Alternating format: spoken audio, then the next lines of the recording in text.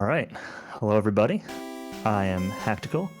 This is Pokemon Red, any percent glitchless. So I'm just going to set my options real quick. We're going to jump right into the run to get things moving, and I'll talk about things as we go. But before we start, I'm going to need the rival name, and I think we also cut off the name for Nidoran, right? Yes, I will close those right now. Your character name is going to be Natara, and your Nidoran is going to be Take This. Name of the marathon with the space between Take and This. All right, sounds good. Sorry, name of the organization. I did not sleep much last night. Yep, I got it. So, as it's written on the donations thing, right, with the... Okay, I got it. So, let's get going. 3, 2, 1, go. Alright, so, Pokemon Red. The general premise for this game, if any of you happen to have, not seen the run immediately before this, or not have played the game before, is that you are a kid who wants to be a Pokemon trainer, and you want to be a Pokemon master. And in order to do that, you have to... I'm bad at naming characters. You have to beat the 8 gym leaders to be eligible for the Elite Four, and then you got to beat the Elite Four. So that's what we're going to do. First things first, we've named our characters. So there was a donation incentive for the rival name, which is Natara.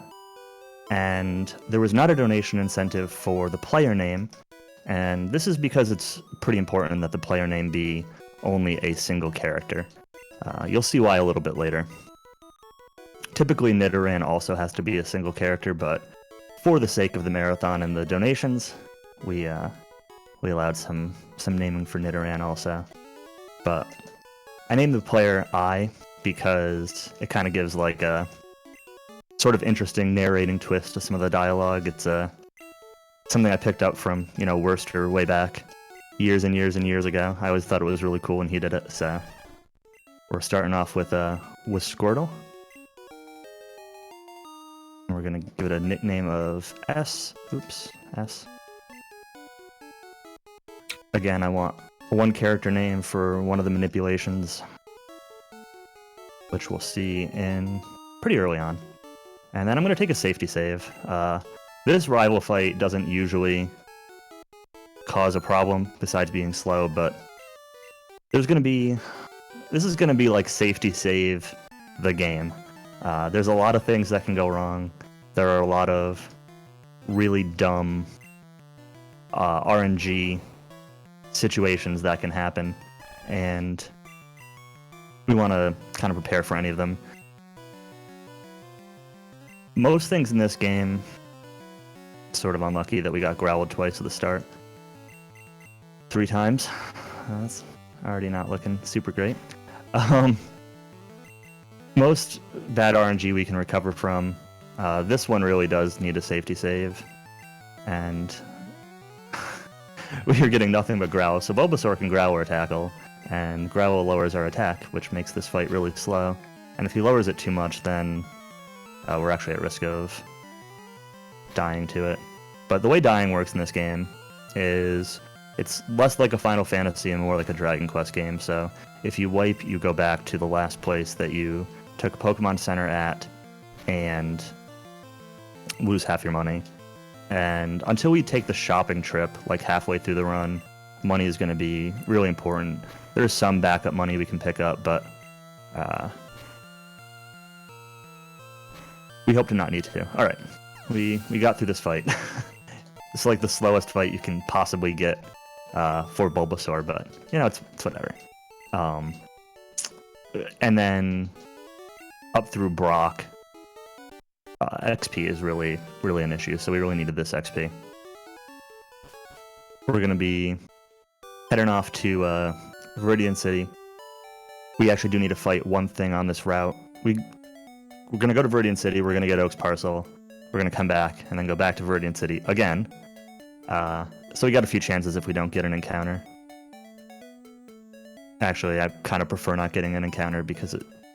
we'll probably get one of the other times we come through here.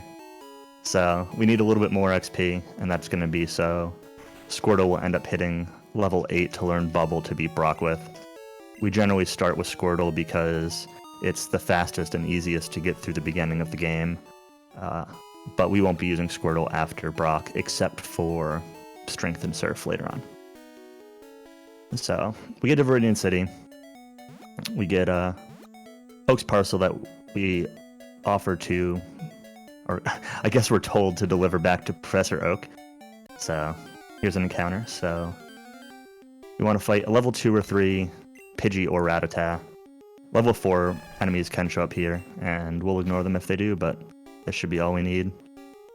Looks like it's probably going to take 4 hits to beat this Pidgey. Maybe 5? Our Squirtle might have awful attack. It's not really a problem, just, no, 4 should be good. This means we're taking a little more damage. Squirtle's special kind of matters for Brock. There will be a safety save before Brock. And Squirtle's stats will actually lead to a good amount of resets in PB attempts, because it can really, again, cause issues with the Brock fight. We'll talk about it a little bit more once we get there. But coming back here, Professor Oak's going to give us the Pokedex. I guess one thing to kind of talk about is it's going to be a theme throughout the run, but just kind of how this game handles inputs. So when you give an input to the game, so you press the A button, there's a few frames before it'll accept another A button press. And what that generally means is that text is faster to advance by timing than it is by mashing. But because I'm trying to do commentary and play at the same time, I'm actually probably going to be mashing more than timing a lot of my button presses. It probably won't be super noticeable most of the time, but we'll see. But it's an issue both in text advancement, it's an issue in battle. So if I hit like fight and then an attack, there has to be like a little bit of timing in there. Otherwise inputs just get dropped. So it'll be a recurring theme. We'll utilize it to our advantage in some cases. The game does do some input buffering. But basically anytime you see like text and the cursor stays on screen for longer than a few frames, it means that I'm probably doing things a little bit not optimally. Less so in combat, more so when talking to people. This run is, I'd say, very execution heavy because of things like that. But there's also a ton of RNG involved with getting a good run. So we're going to buy 6 Pokeballs. These are going to be used for the 3 Pokemon we need to catch. Ideally, we will only use 3 of them. And then we're going to set up our first RNG Manip. Don't move left. Okay, we're good. Had to make sure. There's a backup setup if he does move left, but... So the way RNG generally works in this game is that it's based on the time from power on. And that includes like bio startup and everything. So it's pretty specific to the system you're playing on.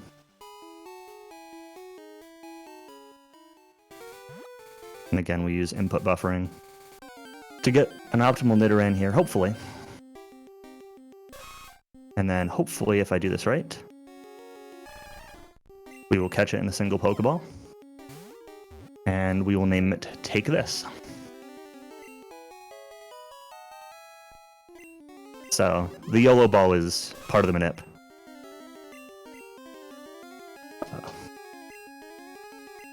Take.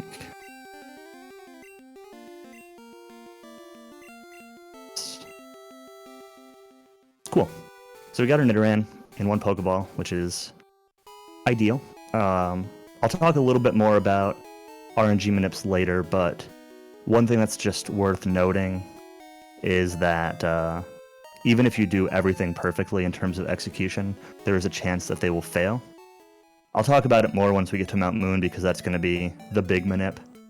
But I'll probably go into, honestly, more detail than people care about, but I'm a little bit of a nerd, so I get interested in stats and frame counters and stuff like that. So If you like that kind of stuff, listen up around Mount Moon, but until then, we're just gonna continue on. Sort of unlucky getting an encounter here. We frequently go through all of Viridian with none. Do I have time to jump in with a donation? Oh, of course. We have a $20 donation from the Countess that says, how much MP does Zoom cost in this one? And that was $20 towards the incentive for this run to name the flying character. So we have Zoom at $20 followed by Valk's info at $5. You can still get your money in for naming the flying character and for naming the Paris. Those bid wars are ongoing up until Haktical beats the Shorts guy. So if you want to contribute to naming either one of those Pokemon, get your dollars in as soon as you can. And also, shoutouts to Keishura gifting a sub to Twitch Pop Pop. Enjoy your lovely emotes. Awesome. Thanks, Kylie. So for the record, Zoom in this game, it's like a modern DQ, so it doesn't cost us any MP when we use it outside of combat. It's this was developed for millennials. We grew up on this stuff, so anyway. Yeah, so we're fighting Weedle here. It's a required fight. We picked up a couple potions along the way, and hopefully we make it through this fight without too much issue. Looks like it might end up taking 5 hits. Again, I think our strength stat's a little bit low, but it should be good. Weedle can poison us, which will be annoying if it happens, but we're good. Oh, or we miss. Alright, and that's why we safety saved. Poison Sting almost always does 3 damage, but I'd gotten hit for 4 once in the fight earlier, and I got hit for 4 again. Happens.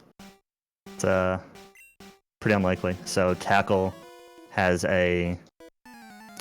Let me look it up because 95 accuracy. So there's a 1 in 20 chance of missing, and that's what we got. As far as Pokemon RNG goes, that's nothing. Hopefully we don't see worse. There are a few, and here's the poison I was talking about. So I will have to potion during this fight. Like right now.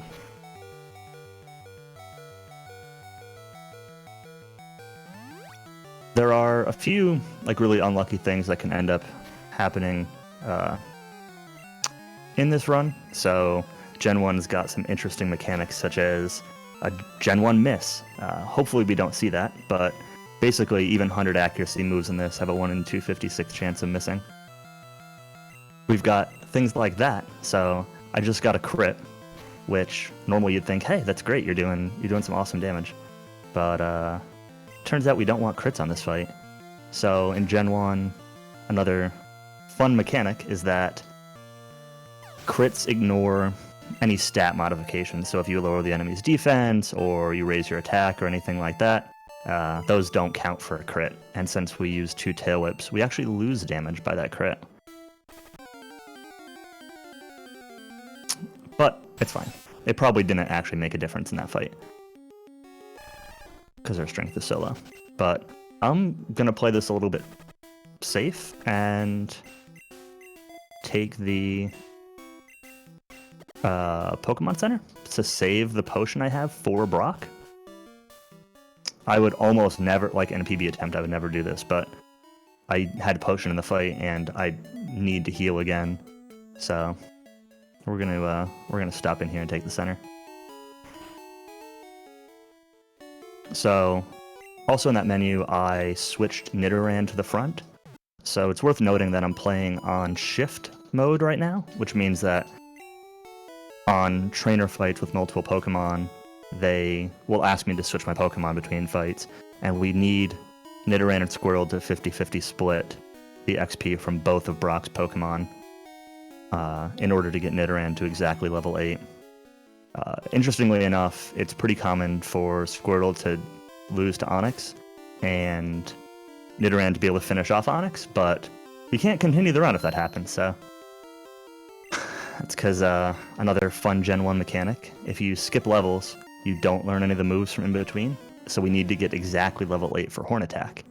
And if Squirtle faints, then we'll get to level 9. So let's see how Brock goes. This is gonna be... Oh, don't run. This is gonna be one of the scarier fights, I'd say, I guess. Depending on our special. If we do over half, okay, that's good. It'll probably be fine. As long as we do over half of their health per hit, then not too bad. If your special is really low, it takes 3 hits per, and just more room to get owned. So, again, putting Nidoran back in, switching back to Squirtle. Let's see what Onyx decides to do. Bide, okay, we got a stall. So Bide will take our hits and do the damage that we do to him back double. This is probably fine. Yeah. We get a free turn because of Bide, but if he does it on the turn where it switches out, then that's when it's a problem. So we got Horn Attack, we got through Brock first try. Pretty happy about that. And then Brock's going to tell us all about the gym badges. He gives us the Boulder badge.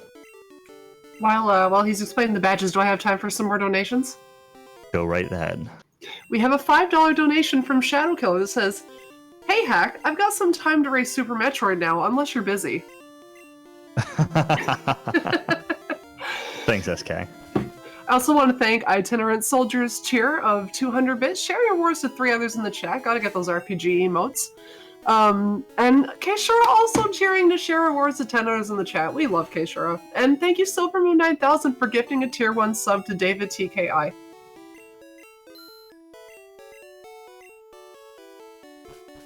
So, just did some short menuing. We changed the battle mode to set. We don't need to change out our Pokemon in combat anymore.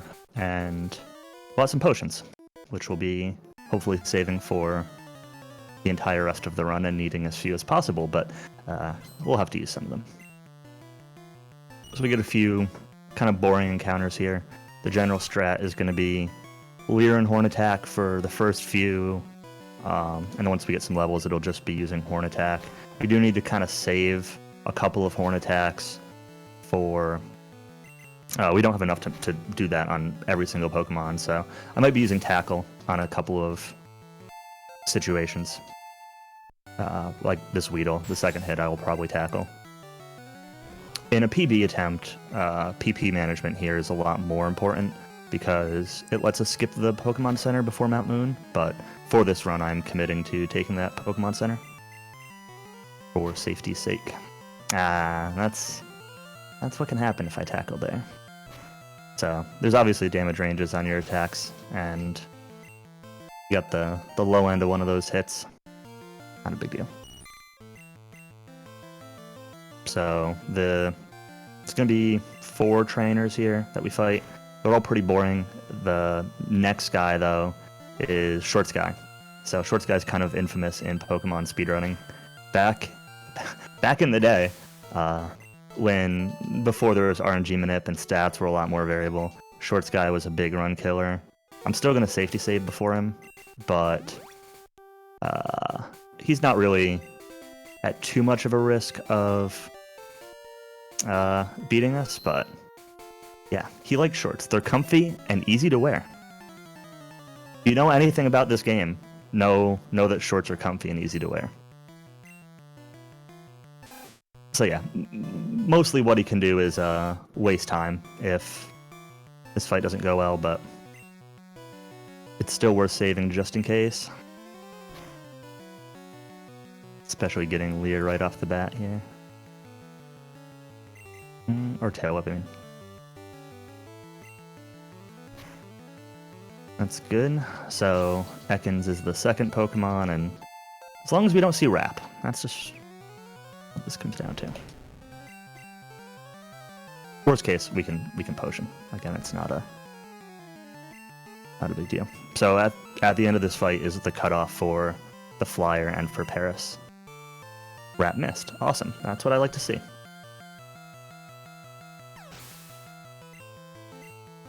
Alright, so Short Sky is defeated.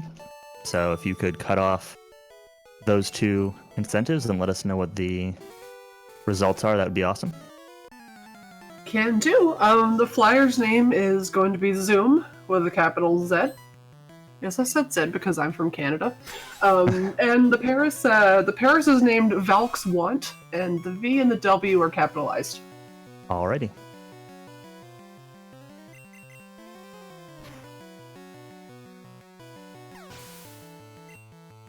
So these fights are pretty simple. We just kind of spam horn attack.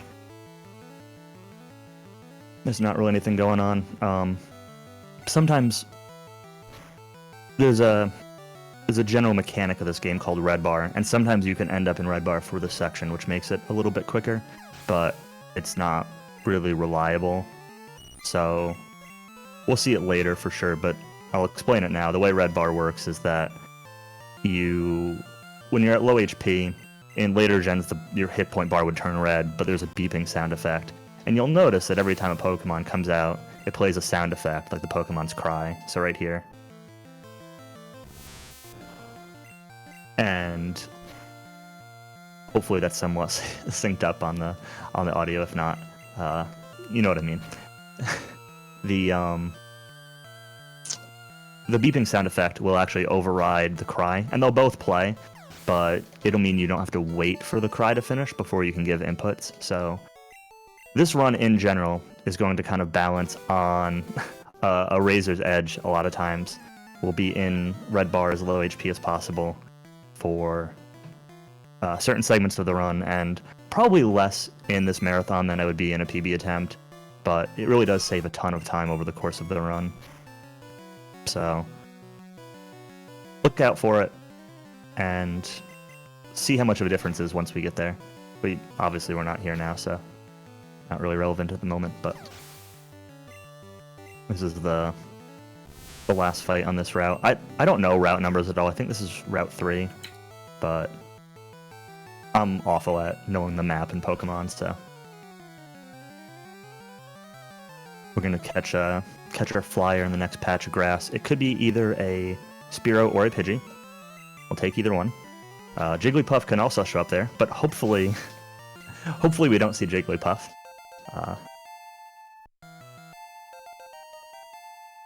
Only road I know is Victory Road. That's right. Alright, so we're going to walk around in this grass. In a high-level run, there's an extended manip from the Nidoran manip to actually walk through Viridian City and catch a Pidgey in the grass before Viridian Forest. Oops, that's the wrong ability. That's fine. Oh, crit, nice. But we couldn't do it because of the naming Nidoran, and also I'm not very good at the extended manip. I've never gotten in like a PB or anything. Alright, so we're naming the flyer Zoom. Alright. Next up. No, hashtag no lore. So we're gonna take the Pokemon Center here before Mount Moon. Get our HP back and get our PP for Horn Attack back. Again, in PB attempts, I'd skip this, but it's safer. And then we're gonna do our big Mount Moon manip, so I'm gonna need to be, well, I don't want to say quiet, but quieter while doing this, because it's pretty difficult.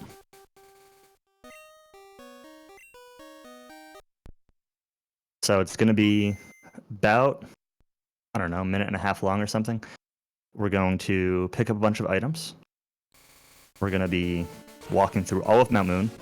We're going to get no encounters, except for a Paris right before the rocket we need to fight.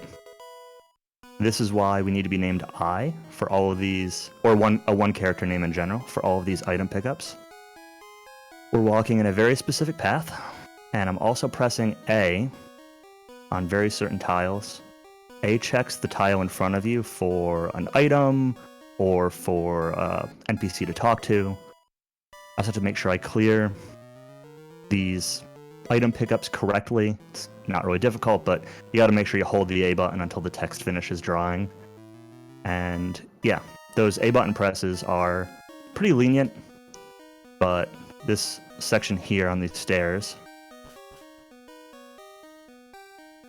is tough, and on the way back, so not through it yet.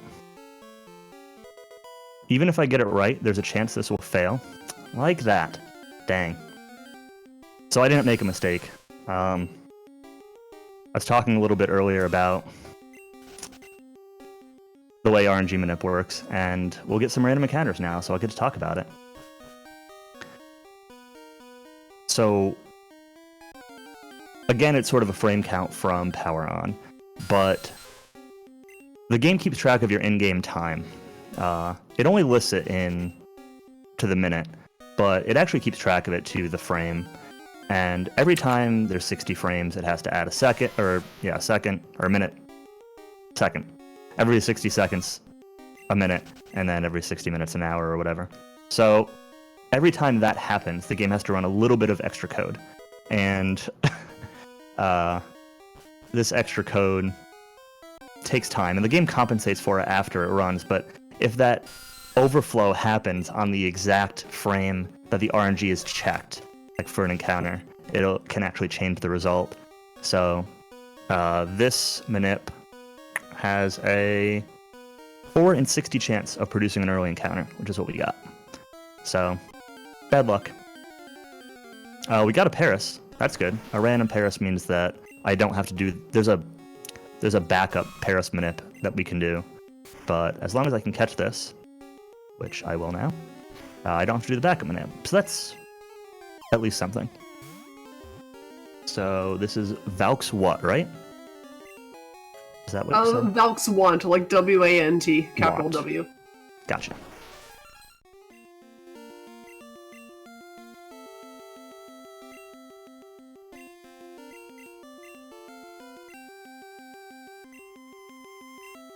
Valk's want. There we go. And in the meantime, we'll oh hey, look, a Clefairy. That's a rare encounter, but we're gonna peace out. That's actually one of the 2 new channel emos that are there as of today, it looks like. Oh, awesome. Oops. So, yeah, obviously we're getting a bunch of encounters here that we shouldn't be getting, but that's the breaks in this run sometimes. So an older version of this route, before RNG manip was a thing, I'll talk about the history of the run a little bit more later. This encounter rate's ridiculous. If you didn't get a Paris, you'd hope for a Paris, but you wouldn't be able to manipulate it. And if you didn't get it, you'd actually catch an Oddish later, before Vermilion. Thankfully, we don't need to do that anymore. We just get Paris. Paris is the faster option anyway. So we got a couple fights here. This Rocket is sometimes trolly. His second Pokemon, the Zubat, can confuse you and cause problems. Part of why I took the center for the extra horn attacks. Let's see what we get here. And Rat Attack can also Tail Whip you. That's sort of unlucky. Which will make Zubat's Leech Life do quite a bit more. See what happens here. Probably gonna have to Potion. Yeah.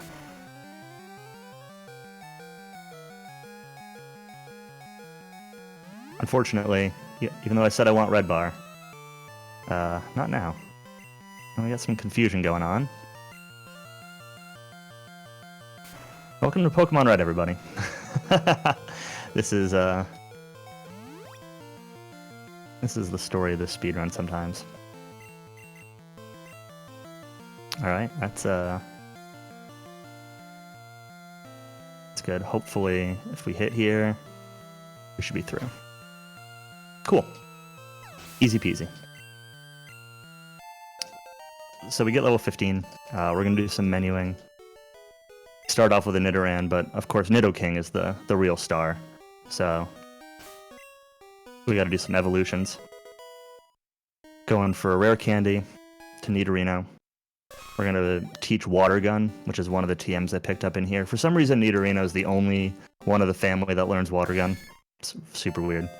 And then evolve into Nidoking and teach Mega Punch, which is another one of the TMs I picked up here. Yes, Tackle.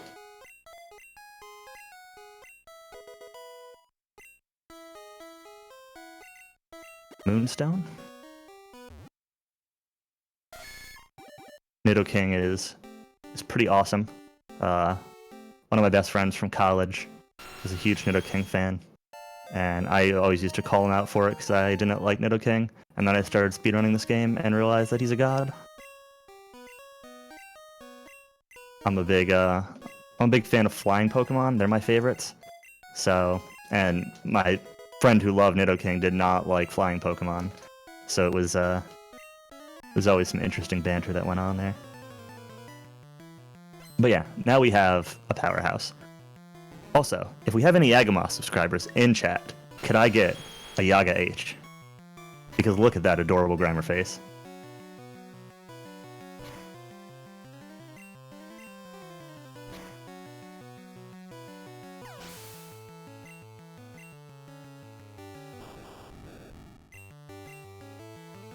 So, we're going to be leaning on Mega Punch a lot for a while.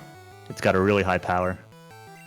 And it's not super accurate, so 85 accuracy, 80 power.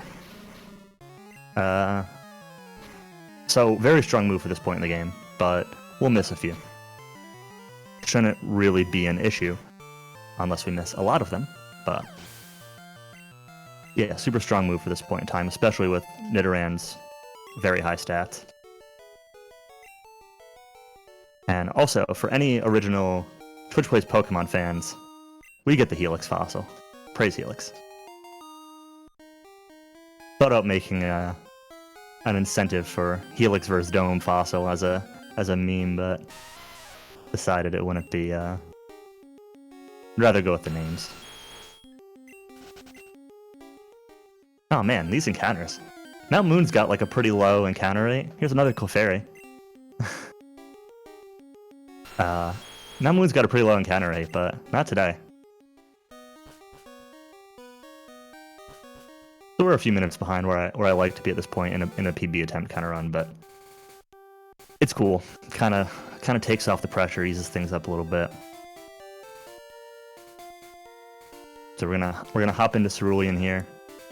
We're gonna go up through Nugget Bridge first. Go to fight the rival. Go to Bill's house, etc. The rival fight that's coming up is sort of annoying. His first Pokemon's Pidgeotto, and Pidgeotto can Sand Attack, which we might have to switch out for. So I'm going to be activating a technique here called Instant Text.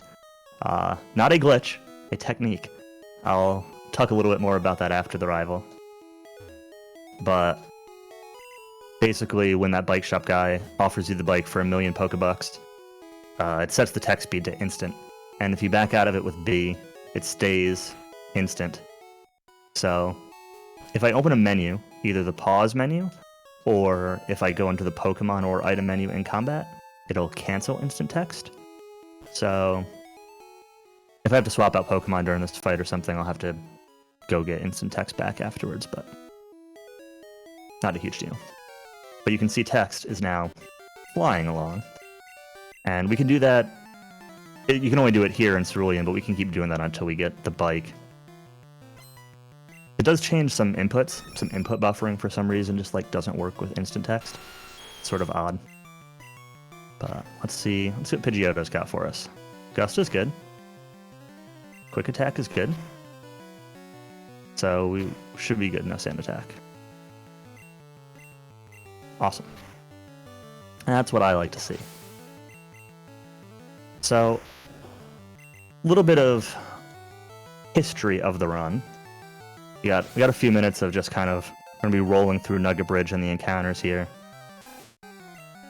And I'll give some time for donations and stuff in a few minutes, but to start this off, I want to talk a little bit about the history of the run and the evolution it's gone through over the years. So back when I first started speedrunning this game, it was tracked through in-game time, not real time.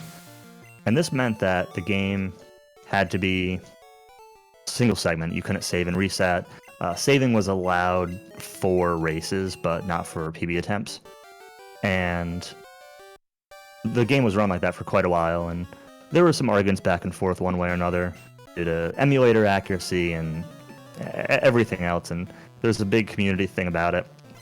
And eventually it switched over to being defined by real time, and with that it allows save and resets, which includes being able to do RNG manipulations. So there were quite a few developments of RNG manipulations throughout the months after that happened. There was a partial mount movement there was then eventually the full mount movement was found. There were different routes for getting Mega Punch versus not getting Mega Punch, and there were a few different varieties of strats you could do, and it was a pretty cool time. But then, like a year later, there was another community vote regarding instant text. So before then, it had been considered a glitch, and there was a big community vote about whether or not to allow it, with the reasoning generally being that pretty much anybody is likely to get that in a casual playthrough. You see the million Pokebucks, you just say, oh, I can't afford that, you back out. You've got instant text. It's not really anything like hidden. It just kind of makes the run faster. There's no real reason not to allow it. So there was a trial period, and then the community voted to allow it. That was about a year and a half ago. And so the runtime has gone down a lot over the years as a result of all of these rule changes related to the category. And I'll talk a little bit more about glitches later. There's something else that's actually done in this run that is by some communities. I think the Japanese community still considers a glitch. We'll get to it a little bit later, but there's been some debate over the years. So sort of a loose history of Pokemon Gen 1 RTA, or speedruns in general, I guess, because it wasn't always RTA. It was in-game. But yeah, so for the rest of Nugget Bridge and this route coming up, kind of just mega punching things, occasionally a water gun, horn attack. It's pretty much just fighting some simple fights. So if you've got anything you want to talk about, any donations or plugs or upcoming incentives, take it away.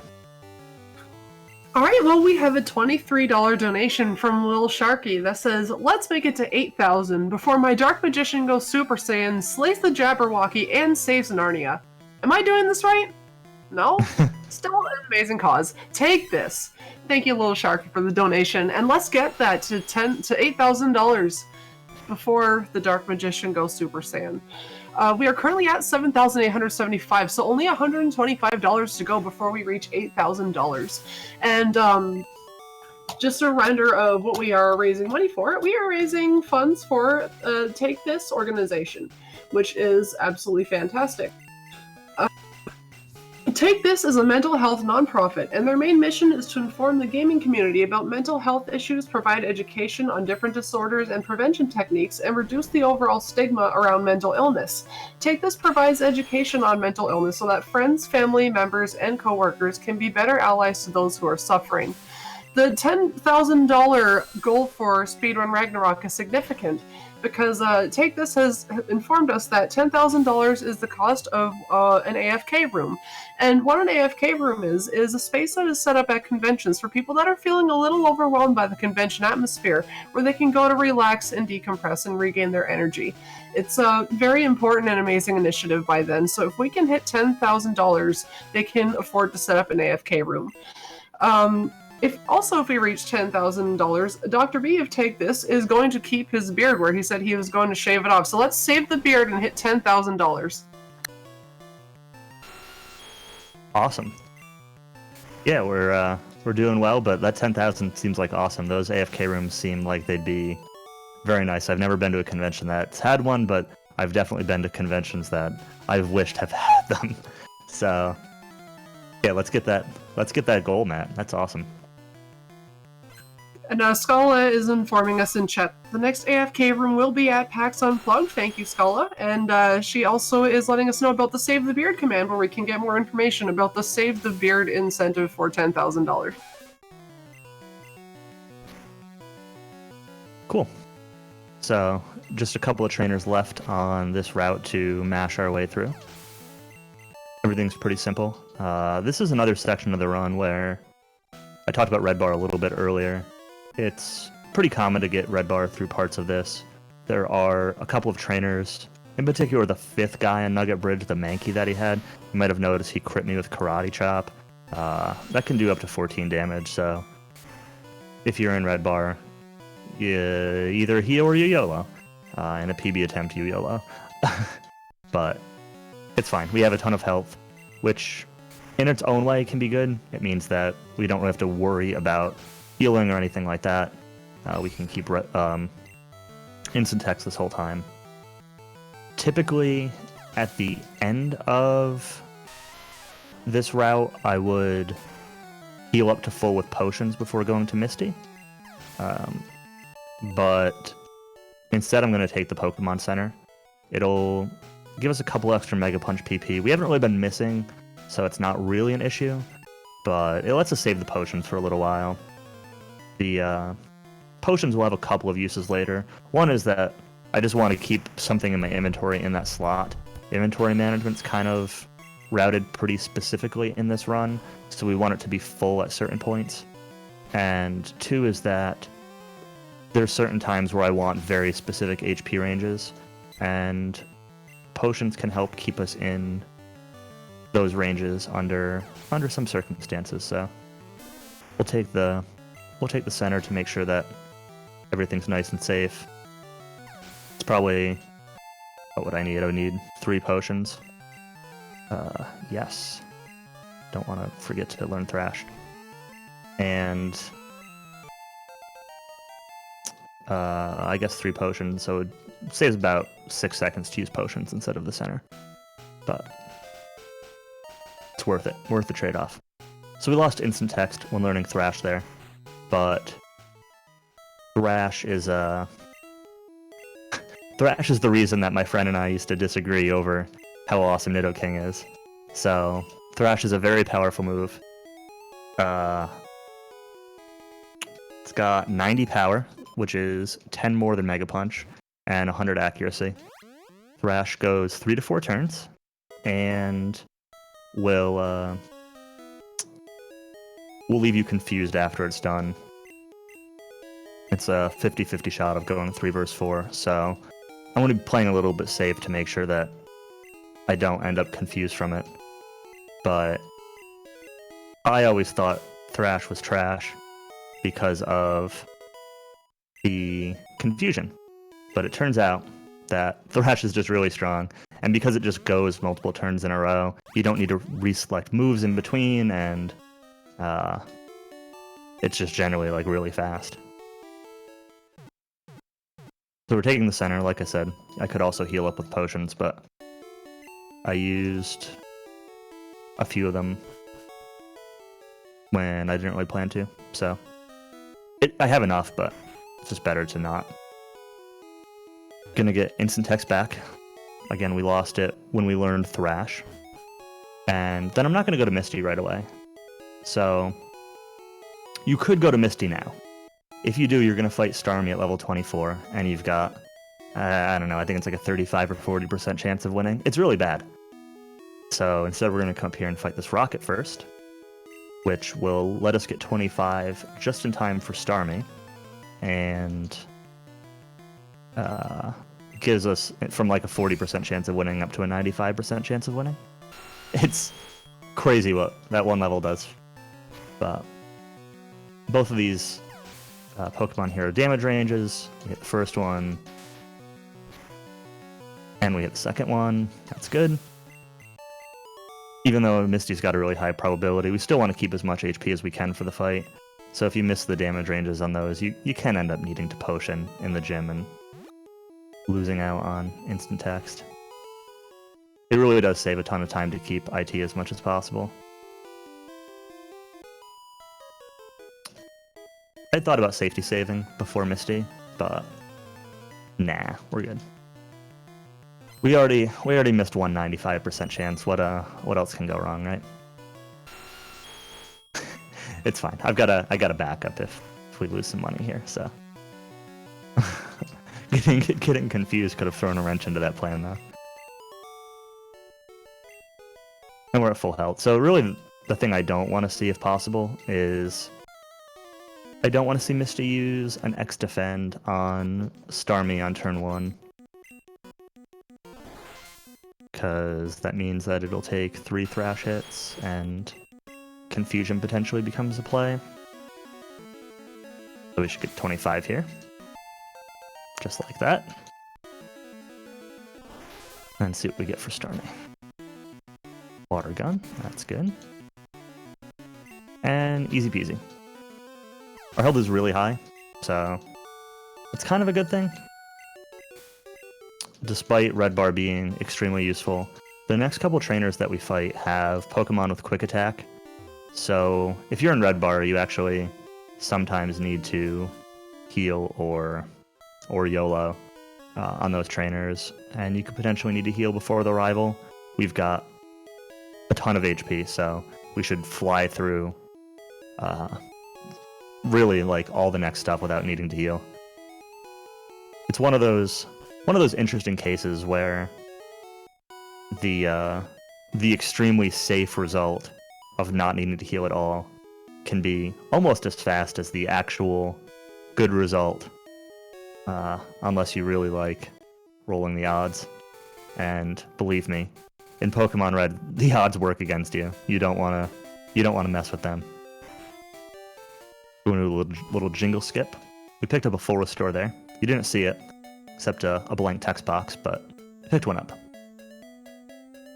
And then, yeah, we got a couple more trainers here. And then we'll be going on to the SS and for the rival fight. Getting an encounter here is pretty unlucky. This is the Oddish I was talking about earlier, that on the old route, if you did not get a Paris, you'd get an Oddish here. The reason for that is Paris can learn both Cut and Dig, and has 2 open move slots to teach it really quickly. And Oddish can only learn Cut, so if you do that, then you need to teach Dig to Squirtle, and override a move. It's a little bit slower. That's why Paris is better. But yeah, kind of just a couple little simple fights. Pretty chill section. Again, most of these Pokemon have Quick Attack, so they can whittle us down a little bit, but our HP is so high that it's not really going to matter. Would this be a good time to read a donation? Perfect time. Awesome. We have a $25 donation from our very own Keishura, who we love very much. Keishura says, "Oh yes, I remember this game. This is the one where you have to go to the pyramid and get the magic key, right? That one that Probstan is so good at? But really, Hack, when are you getting DQ3 world record?" Donation goes to Hactical's choice, as long as he wants to #save the beard. And Hactical said to put Runner's Choice donations to any unmet goals, so I did put it towards the Legend of Oasis Boulder Race / Early Wind Rod. That's currently at 55 out of $100 needed to meet that incentive. I'd also like to announce that we have met another incentive. We met the one for the Ring Terror's Realm to watch the cutscenes. That goal has been met. Got all $150 during this run, so thank you all so much. We're only $100 away from reaching 8,000, so let's get those donations in. Awesome. Thanks, Kay, for the donation. Never a world record for DQ3, but I do want to go back to it at some point. So anyone who's familiar with me knows that I mostly speedrun a lot of Dragon Quest games. I've speedrun Pokemon Red off and on for a few years now. I kind of de-rust it once a year and go for a PB here and there, but it's not really my normal thing. But I figured it would be great to submit to an event like this. It's something a little bit different. Really happy that I can be part of like an entire Pokemon block for this. So yeah, it's super cool to be playing this. But maybe after I'll go back to some DQ. So we got another rival fight. Nothing really fancy about this one. Again, Pidgeotto gets a shot at a sand attack. And we get some quick attacks, and we'll get maybe a Vine Whip from Ivysaur or whatever, but we're pretty good. Ideally, I'll end over 25 HP. It's sort of the threshold for Lieutenant Surge coming up next, and we'll definitely be there. Otherwise, I could heal, but we're in really good HP range right now. So that's cool. That's what we like to see. I defeated Natara again for the 3rd time.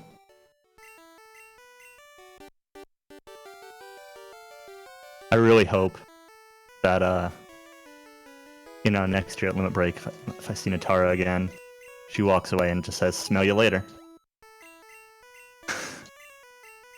Alright, so we came in here. We've got a seasick captain.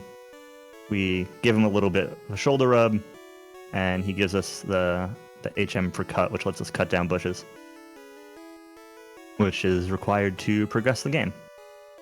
Why we came in here. And then that'll let us get into Surge's gym. What Pokemon are we using? We are using Nidoking. He is the star of this speedrun. The one cutscene of the run. The ship sailing away. But the real thing is, did you guys all know that the ship is really a goose? Listen.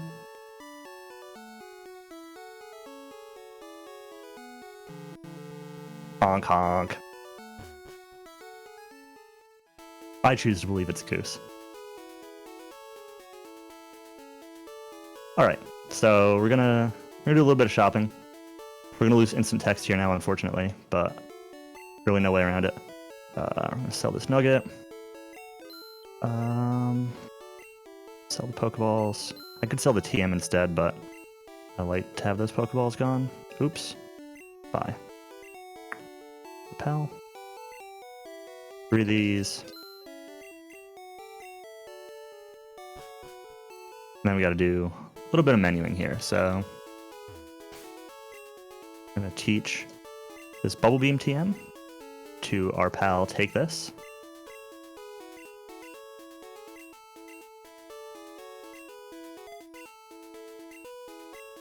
We're gonna swap Repel to the top of our inventory. We're gonna teach Cut to Paris. And we're gonna teach Dig to Paris.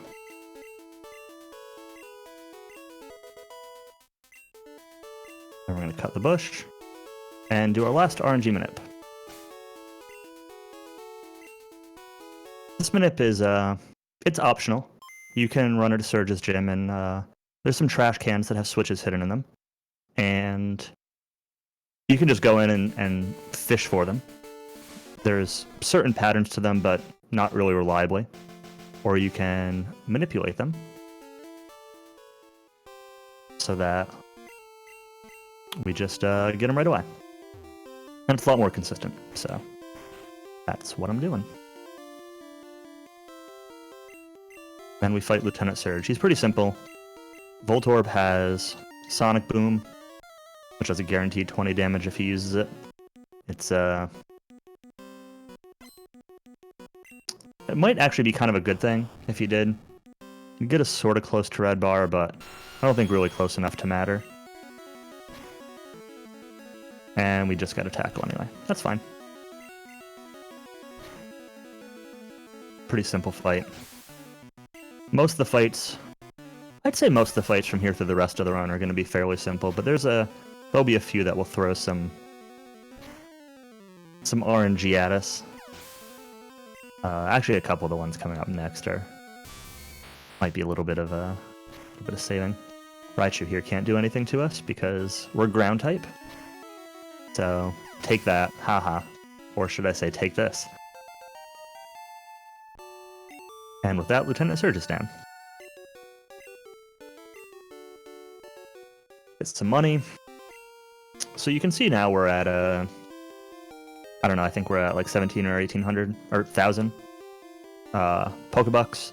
So if we die, we're losing 8,500, 9,000 Pokebucks. I've got some backup money that I can get up to like 5,000 or 6,000 extra if I need to, but I can't recover from a wipe anymore. So there's a couple more trainers I'll do safety saves before. But we're gonna come up here and grab the bike voucher from the head of the Pokemon fan club. Get put to sleep by his rambling about Rapidash. And then we're going to take advantage of something I did earlier. You may have noticed when I left Bill's place, I used an escape rope from inside the house. You can also use dig from inside houses in Gen 1. So, dig and escape rope and teleport take you back to the last place you used a Pokemon Center at. So we'll be taking advantage of that a lot more later, but this is a big point. Kind of saves us from having to run around quite a bit. And then we're going to grab the bicycle. Right here, we're going to swap it to our second slot. I'm going to teach Thunderbolt to take this. Goodbye, Horn Attack. Served us well. Oops. In front of the bush. And then we're going to continue on to Rock Tunnel. So, you may notice that, as we get closer, that we're not going to end up getting... I'm actually going to save before this trainer. That we're not going to end up getting Flash. So we're going to be going through Rock Tunnel in the dark. And this was one of my favorite things to do as a kid. I remember turning up... I don't know if I turned up the brightness or just, like, got a really bright light or whatever with my original brick Game Boy. And I was sitting in bed late at night trying to get through Rock Tunnel following a guide without Flash. And now in the speedrun, we need to do it. Honestly, right now, I don't even think I could tell you where you're supposed to get Flash, because it's been so long since I've picked it up. That'll be cool. I'm playing on a GameCube with the Game Boy player, and it'll be really easy to see the walls. You'll see why it's not a problem at all. It was way more of a challenge on the OG Game Boy.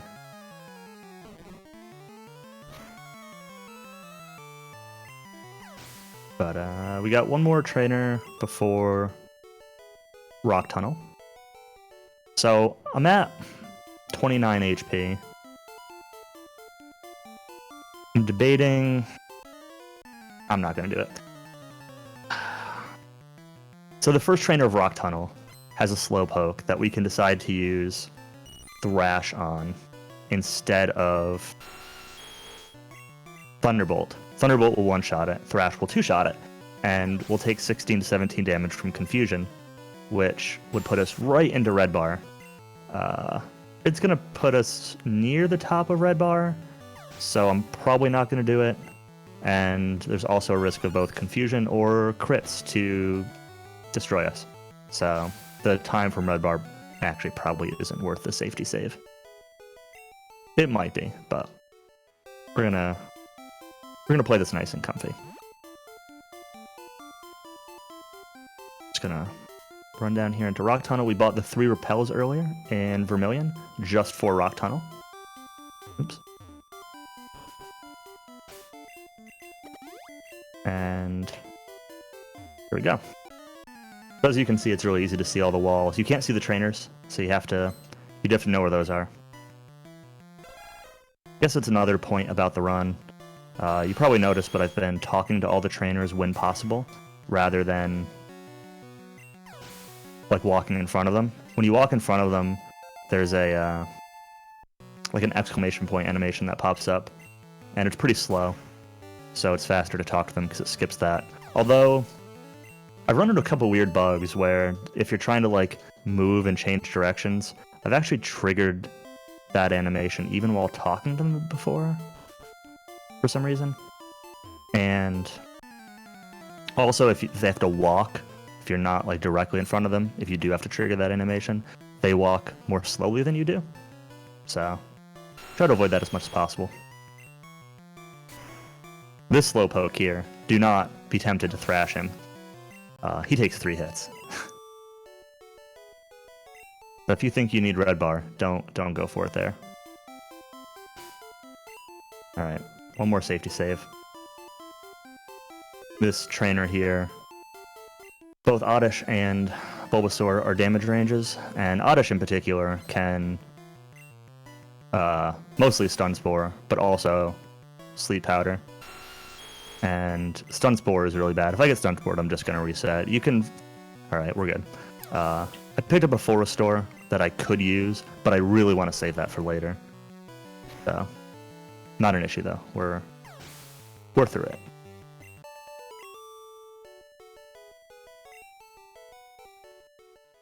Otherwise, now we'll have a couple more fights in here, but nothing challenging. Otherwise than that, it's just going to be not getting lost in the dark.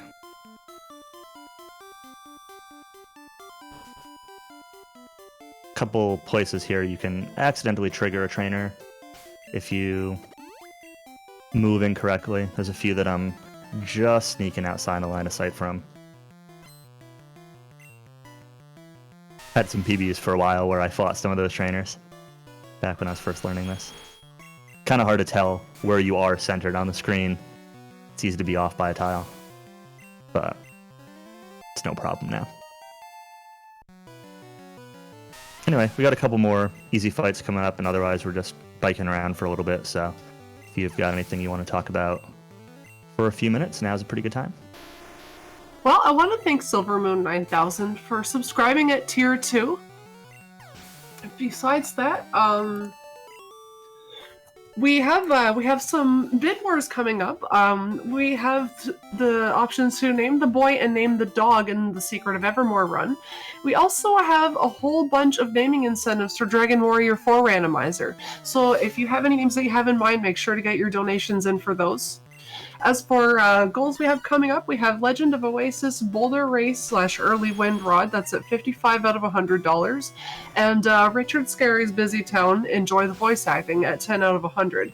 We have a couple more incentives after that for some later runs in the marathon, so if you go to speedrun.com / Speedrun Ragnarok 2 and you have the...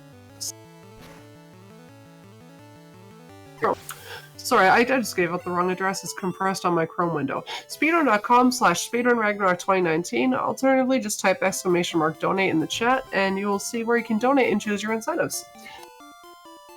Remember that all incentives are going toward Take This organization, a fantastic cause that we're raising money for here this week.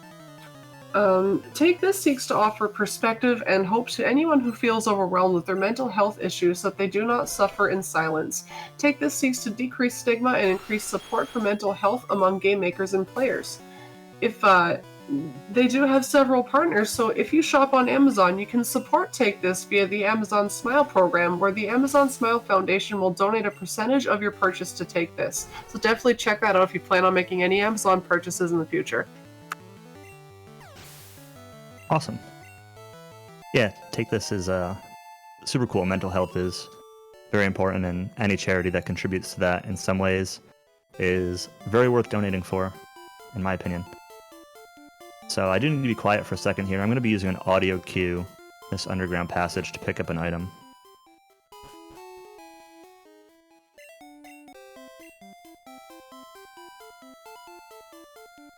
There we go. Got to hit an elixir. So there's a nugget that I could have picked up here also as like backup gold if I needed it, but it was not necessary. So we got enough for all the shopping we need to do. Won't have any extra items, but it's not really a big deal. But yeah, that elixir is kind of hard to pick up on the run, and I find an audio cue from the bike music to be the easiest way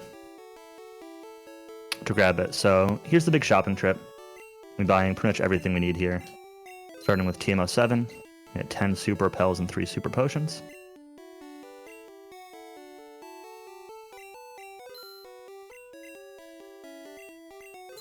Do I have time to jump in with another message? Yeah. Awesome. I want to give a shout out to the Dr. B in the chat. The Dr. B is the clinical director at Take This. And if we reach our 10,000 goal, we are going to save his beard. If you want more information about that, type !, save the beard in chat. Awesome. Definitely want to save that beard.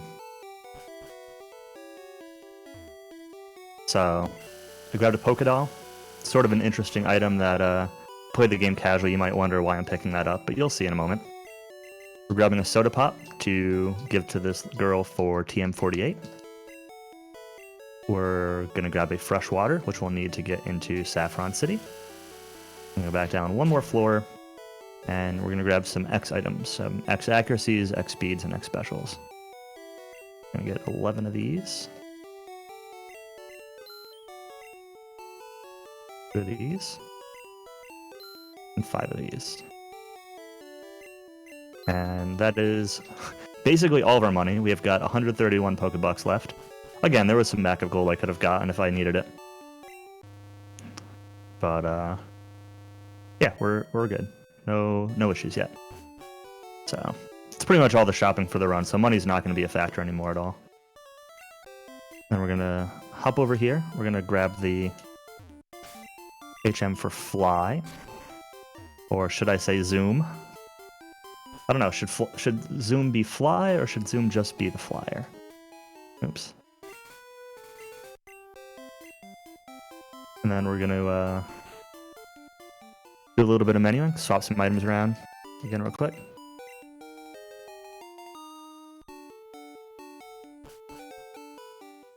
Swap this with Super Pals. I'm going to teach TM... Oops. Rock Slide to take this. We don't need Mega Punch anymore, so that's going to go. I'm going to use a Super Repel. Swap this Ether with X Accuracy. And then we're going to teach Fly.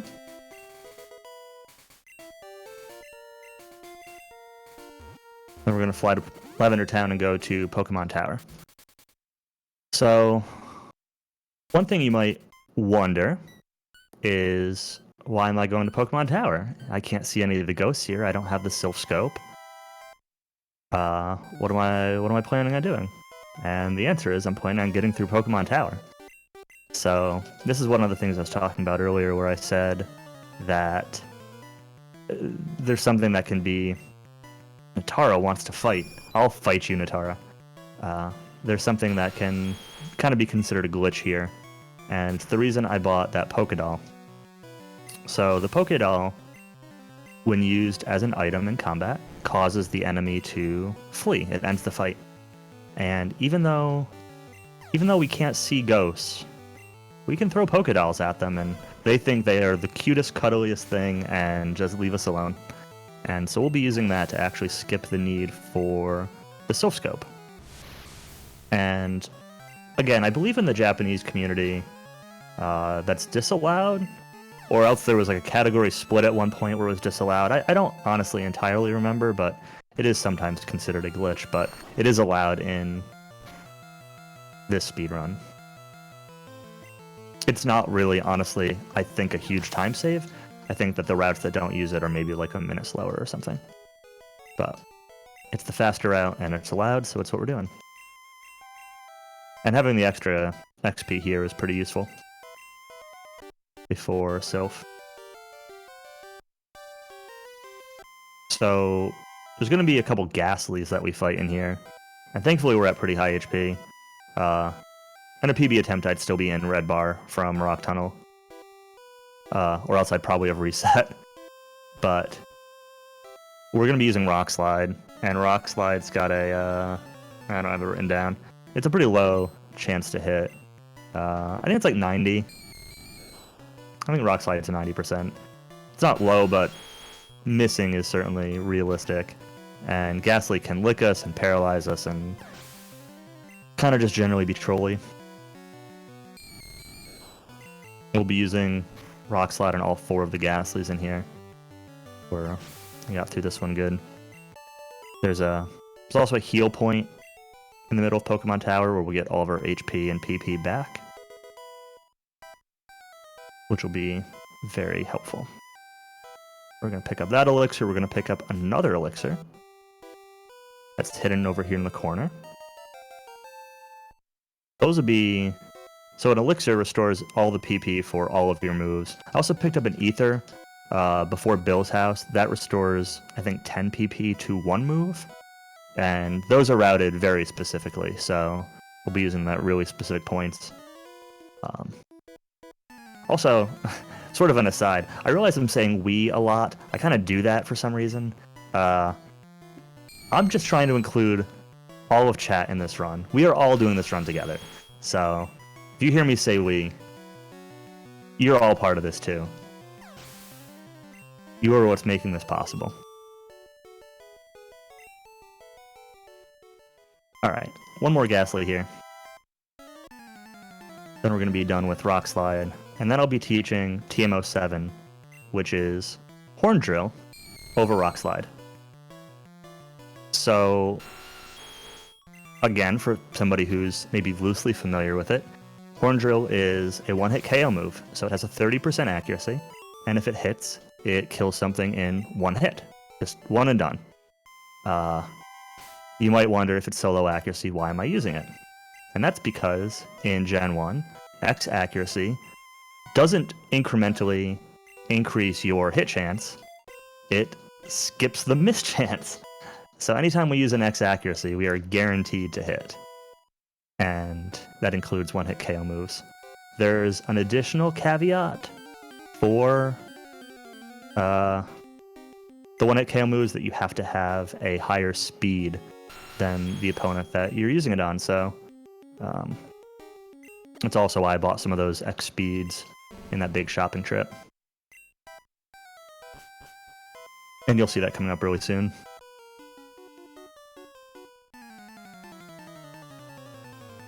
These trainers here have to, like, walk around after you fight them, so you kind of just walk up straight through this. Some of the exceptions to the go talk to everybody general rule.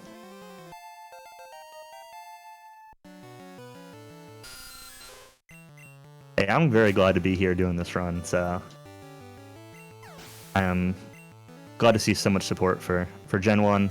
It's cool to have the Pokemon block as a whole, and it's really neat to have, oh boy, Supersonic, to have Let's Go and this game back to back, and yeah, awesome to be part of it.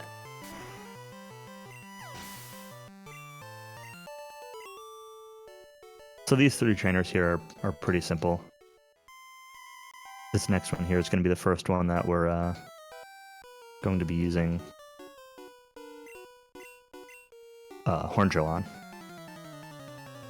Basically, the idea is that Horn Drill's got very low PP, also it only has 5 PP. So if you can beat something without Horn Drill, it's often faster to just do that. But you don't do enough damage to beat these guys that have pretty high defense without it. And immediately after this tower, I'll take a Pokemon Center to get those 2 PP back. And realistically, that's a big part of the second half of the run is going to be PP management. Horn Drill in particular, but also Earthquake and Blizzard, and we'll have plenty of moves that we'll be cutting thin. And that's why we pick up all those elixirs and ethers and everything. One other thing that's worth noting with attacks, and it's sort of past the point of being relevant now, it was a little bit more interesting earlier on in the run, is that even though I've got battle animations off, you can still see that there's a little bit of an animation that plays when I hit an enemy. So it's doing like a screen shake on these attacks, which is pretty quick. There's also an animation where the enemy sprite flashes a few times, and that's actually a slower animation. So a little bit of my move selection earlier was based on saving some time with that. But realistically, you choose the move that's guaranteed to kill. If multiple are guaranteed, then you use the one with the faster animation. A lot less relevant now than it was early in the run. Yes, Mr. Devlin. X accuracy negates Gen 1 mischance.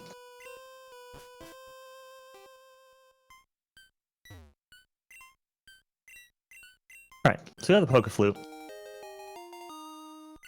We're on, I don't know, pretty average pace, I'd say.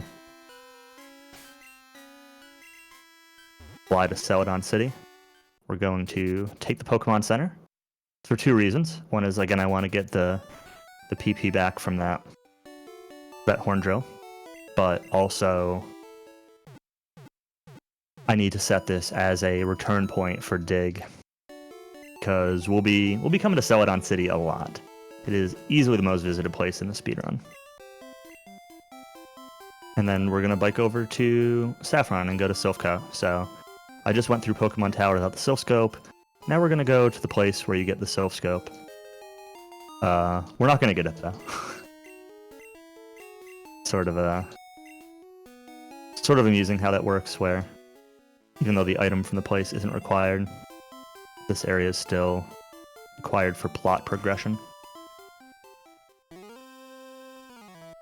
Silphco should be pretty quick. There's only a couple trainers in here that we have to fight. There's also a few items that we'll need to pick up. One of them being hidden in a tree over here.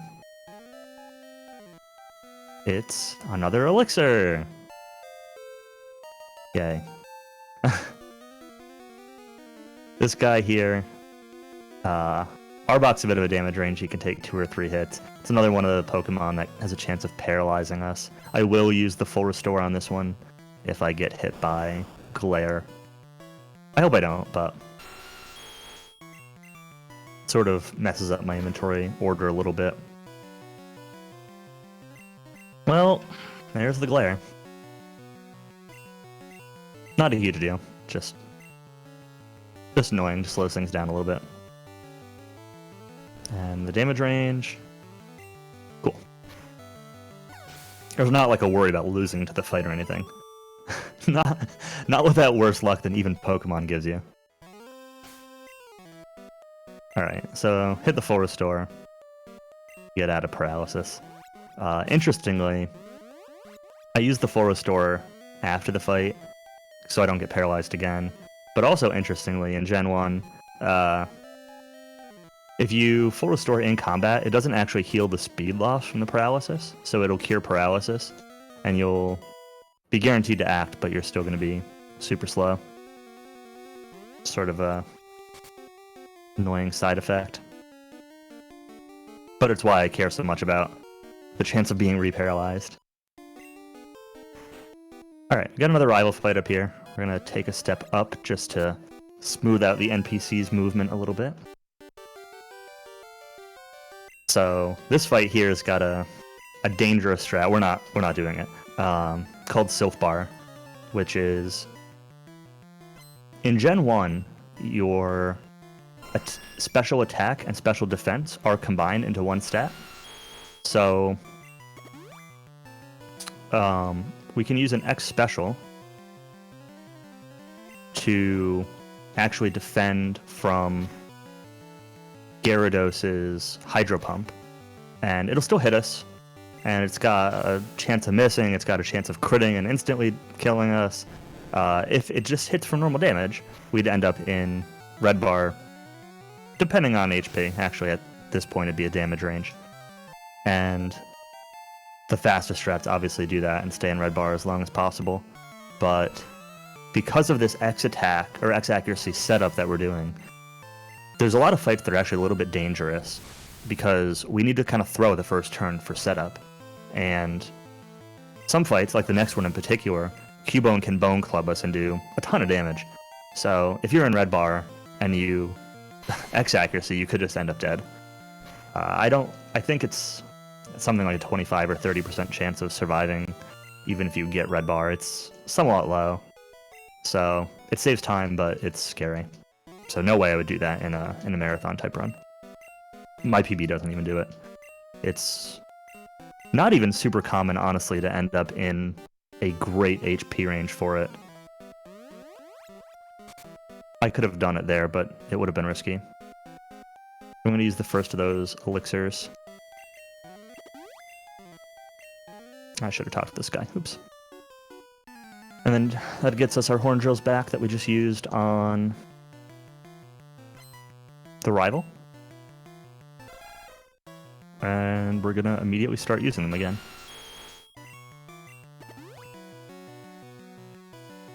Ooh. Okay, it's fine. I didn't want to do that, but it's fine. I wanted to bubble beam the Cubone, but no big deal. This means that I'll have to improvise a little bit.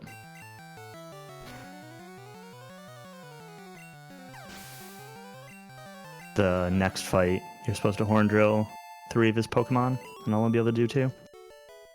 I don't actually really know what the best, like, improv is, but I'm just gonna,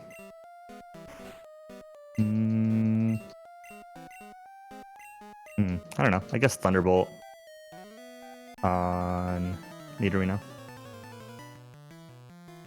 Taking a little bit of damage here will actually be kind of nice anyway. See why a little bit later, but when I get to Koga's gym, I'll want to be a little bit lower on HP than I am. And that's to set up a red bar for the gym leader boss rush. Probably gonna take 2 Thunderbolts here, right? Cool. No problems.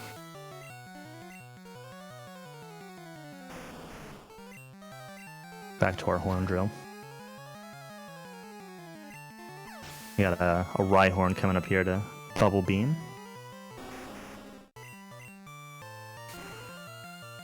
And then...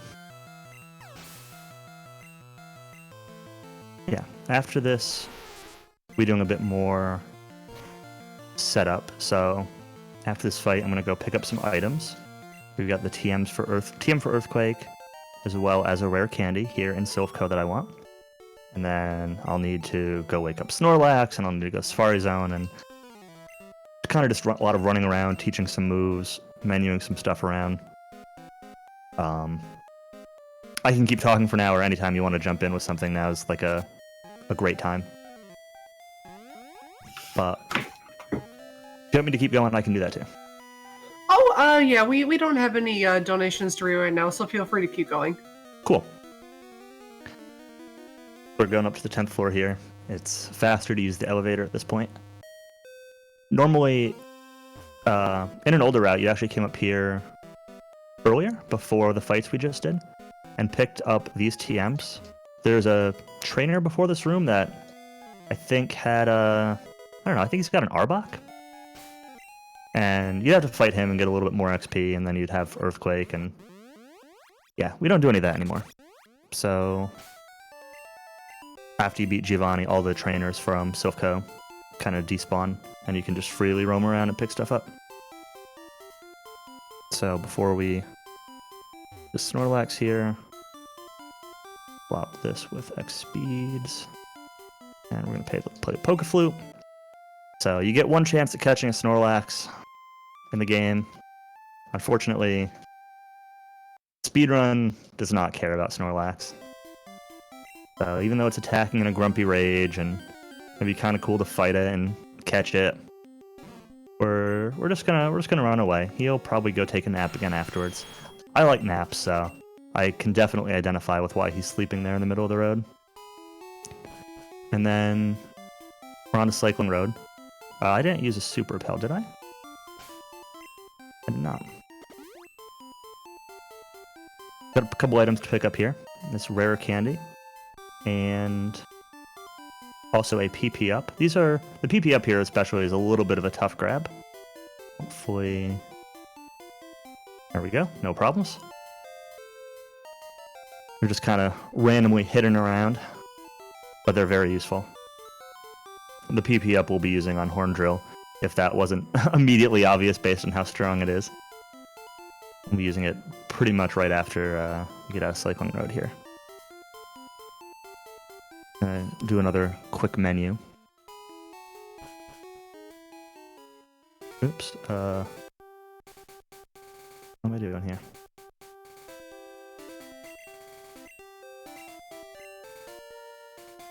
Feature Earthquake. Don't need Thrash anymore. Earthquake is replacing it. Unfortunately, Thrash has served us well, but no longer needed. So an interesting thing about the item menu and the way some of the stuff is routed is that if you use an item that is the last of its stack, it'll bring you to the top of the inventory afterwards. And if there's any left in the stack, or if it's not consumable, you'll stay where you are in the inventory. So a lot of the menus are routed around using like HMs and TMs in certain orders and trying to keep your cursor to as little movement needed as possible. So I swapped a TM up to a earlier place in my inventory during that menu, so that way it'd be kind of quicker to menu later. There's a lot of little things like that going on. I'm not gonna obviously talk about each one, but it's just kind of an interesting sort of mechanic. It's also sort of interesting. I was talking way earlier at the beginning of the run about inputs and how it doesn't allow repeated inputs and how there's certain input buffering that you can do. And some of that's pretty neat. So, oops, I took one extra step. Because of the way the inputs work, there's a lot of cases where, so for example, I'm using an X accuracy in combat. This applies to the item menu outside of combat also. I can actually hold down to go down one spot, and then tap A, and that will reapply the down button. So I can press down, hold it, and then press A, and actually use the third item in my inventory. It's like a silly little technical thing, but it really does save time over the run. But it also leads to some missed menus, which is sort of amusing. Nothing that you'd really necessarily see, but something that's definitely a big factor. Oops. In going fast in this game. Again, it's easy to think of it as just a big RNG coin toss, and in a lot of ways getting a PB is, but there's a lot of room to be gained and lost from menuing correctly and executing correctly, as with most RPGs, of course, but it's easy to sort of overlook that because text doesn't move super fast and things move. It looks easy, but some of it, like optimizing everything, takes a bit of focus. So we're going to be using Earthquake through here because it's awesome.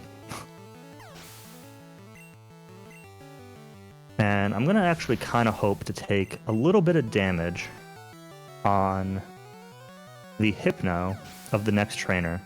So I'd really like to be under 80 HP. Hypno takes 2 hits anyway, so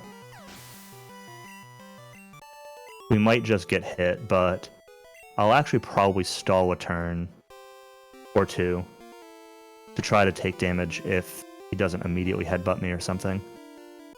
And that's for setting up a red bar. So when we fight Koga, we're going to try to induce Wheezing to self-destruct. He normally just does it, but we'll stall until he does. And we want that to make Nidoking actually faint. We don't care about the XP. We want our HP to be as low as possible. And then I'll be using some rare candies outside of combat to actually force a revival. When you level up, you get the HP bonus, even if you're fainted, and it will actually revive you. So let's see what happens here. Just going to keep using Thunderbolt for a couple hits. Confusion, okay, good. Perfect. Now we'll finish him up.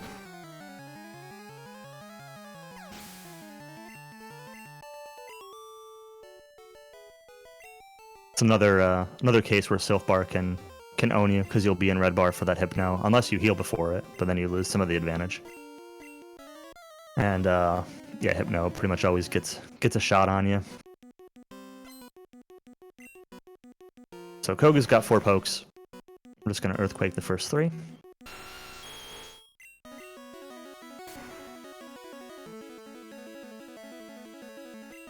Earthquake is super great in this gen. There's a lot of poison types in this gen that you end up encountering, and Ground's really good against it.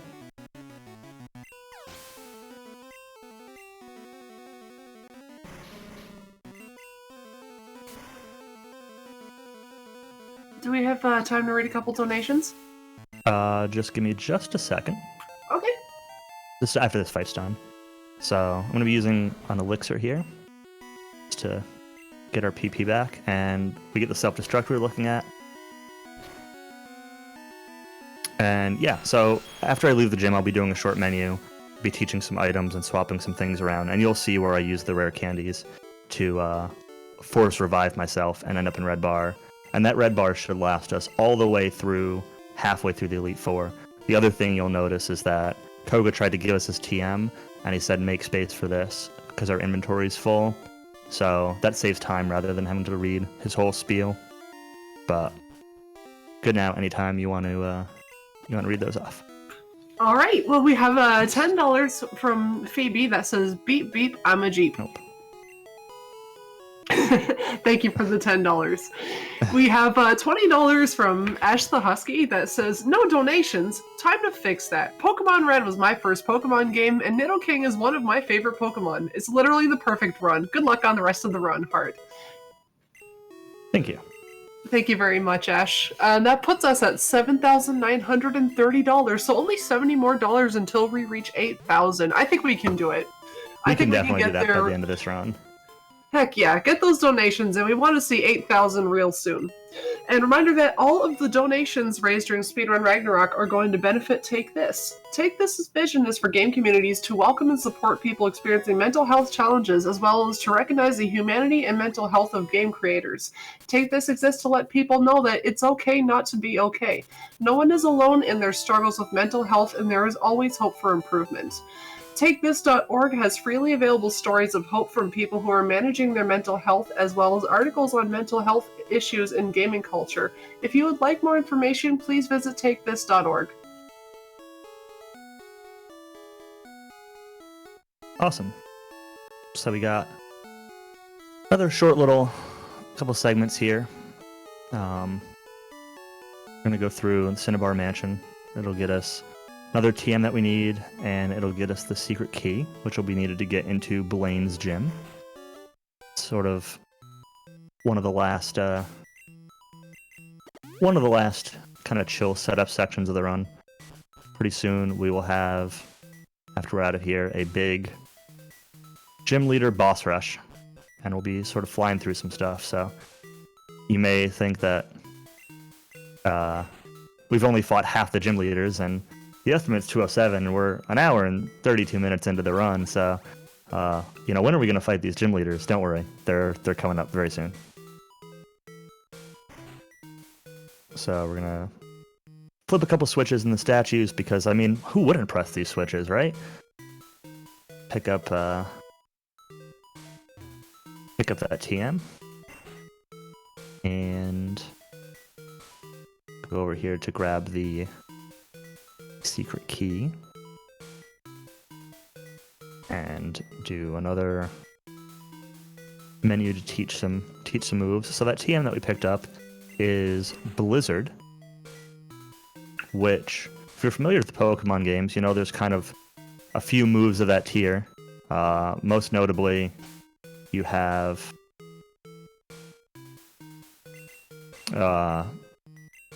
you have Blizzard, you have Fire Blast, and you have Thunder. And, they've got really high power, but they've got pretty low accuracy. But in Gen 1, for some reason, Blizzard actually has 90 accuracy. It's way higher than Fire Blast or Thunder. So it's super good. A couple times we'll be using X accuracies to guarantee that I can hit with it, but there's a few fights where we just kind of expect it to hit. We got the secret key we're going to dig out. Another trip to sell it on here. And now, after all this time, we're going to go beat up Erica. She's meant to be like a mid-level gym. Oops. But we're fighting her now. We don't really need the XP earlier on, and it's much faster to get through the required fights now. So we've got red bar and we've got some really strong moves. So that's what we're going to do. Got one trainer here first. So we're going to fight Erica, then Blaine, and then Sabrina. So I guess it's another good time for a history lesson.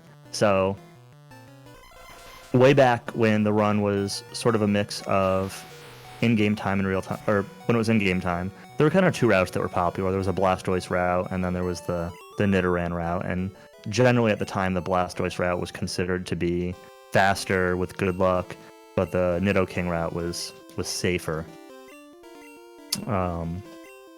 But stats were pretty variable. And what that ended up meaning was that, and really this was up until RNG manip for Nidoking was sort of established, was your stats would be variable. That if you had really low stats, then your Nidoking was unrunnable and you just have to reset. And even if your stats were runnable, you would have to kind of figure out where they fit. So this game has what are called DVs, which is sort of an internal value from 0 to 15, which controls your stat growth. IVs are the equivalent in the newer gens, and it's sort of what determines how strong your Pokemon is overall. And you'd really have to know for the old route what your DVs were. So it was really common to use a DV calculator. Usually you'd use it like in your 20s on Nugget Bridge around when you learned Thrash or whatever. And you'd have to adjust your route accordingly. You'd get a different number of X items, and these 3 gyms here would be fought in different orders depending on your stats, because you'd be stronger against certain ones than others, depending on your attack and your defense and your special stats. But nowadays, Nidoran stats are consistent, so there's still obviously some alternate routes you can do, and some ways that you can do things differently. But the general overarching concept is pretty much the same every run. And the route that I'm doing is like I call it like the standard route. It's along the lines of what you do when you're first learning the run. There's not really anything special. I'm not overly YOLOing or trying to optimize every single frame. I'm just kind of going for consistency, which is my preference in general when I run Pokemon games, or honestly even a lot of speedruns in general. But in some ways, the old route was pretty fun because you had a little bit more variety in your route. Overall, I'm not a fan, just because the easiest way to do it was by using an external tool to calculate those DVs. But yeah,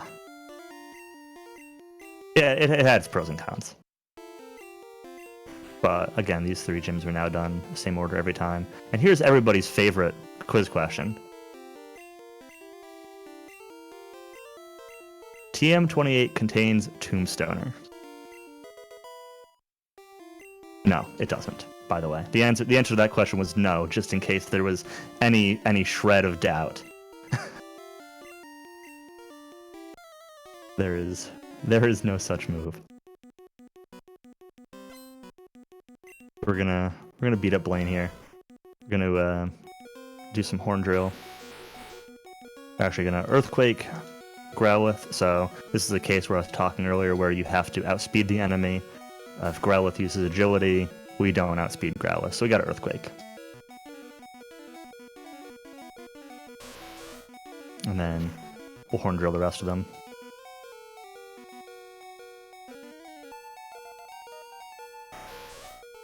As you can see, we're in red bar and it's cruising right along. Why red bar? So when you're in red bar, you get this beeping sound effect, and every time a Pokemon comes out, it plays the Pokemon's cry. And when you have red bar, it sort of overlaps with the cry sound effect, and typically you have to wait for the cry to complete in order to give an input for an action. But when red bar is playing, you can immediately select your action in combat, so it's quite a bit faster to have red bar. It does mean that you're putting yourself at risk at certain times, but it's definitely the fastest way to get through encounters when possible. So we could have flown to Saffron here, but the Pokemon Center location kind of sucks, so we'll just bike here.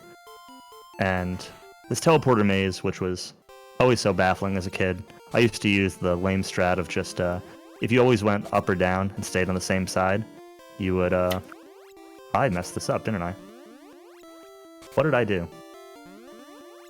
Huh. There we go. If you always stay on the same side, then you end up getting to Sabrina without getting any encounters, but it's pretty slow. So there's a really quick route that that I messed up because I was talking. That's only like 3 teleporters to get through there.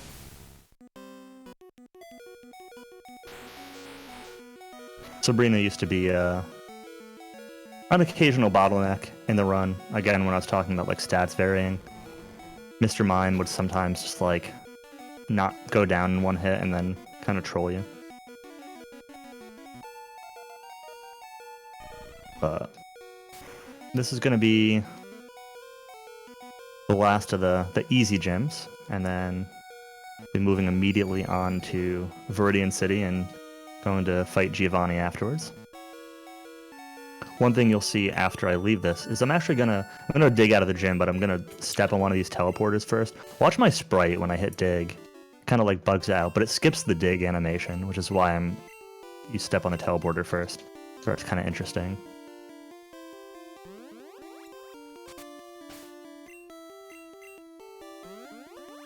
It like changes our sprite to be letters. I don't know, must be some hex value for whatever it's trying to load or something, but it's kind of weird. We're just gonna bike up here to Giovanni's gym, and got a couple fights in here that we need to do. So there's a cool little trick that we can do in here. This trainer we just gotta kind of fight. And I'm gonna be safety saving before the next one because you can crit you and own you. But we'll see what the trick is in a minute. So you're meant to kind of fight your way through here and take all these like arrow conveyor belts around the gym, and it's supposed to have a bunch of fights and it's supposed to be pretty slow. This guy's kind of blocking your path up here. I didn't save. Alright. Well, it's fine. It's fine. Doesn't matter. If I die, then I lose red bar. Like, whatever. And I have to walk back.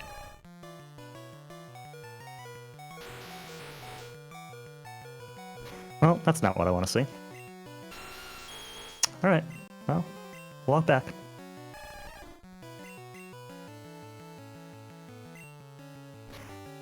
Got talking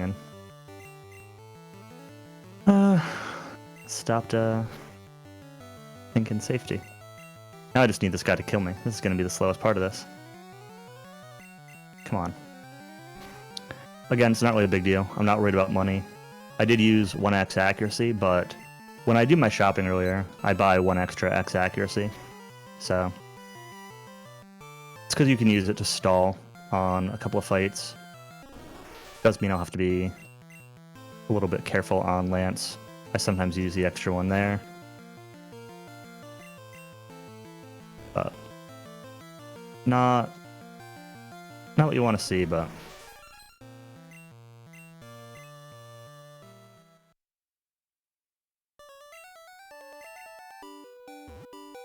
mostly just a time loss.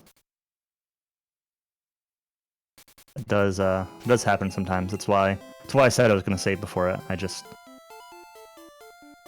derped a little bit. It's cool. Let's walk back right here and just go for it again. Now we've got enough HP that really not a concern.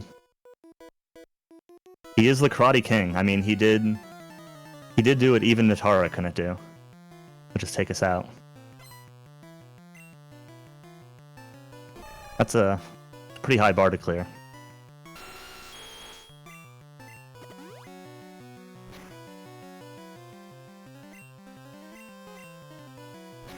It does...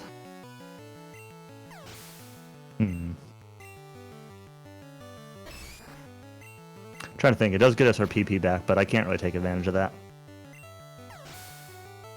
Unfortunately.